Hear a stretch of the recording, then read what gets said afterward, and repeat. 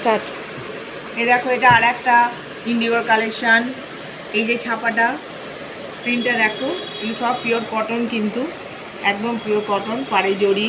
এই যে ব্লাউজ পিসটা আছে দেখো, এই যে এটা আঁচল, পুরো দুদিকে জড়ি আছে।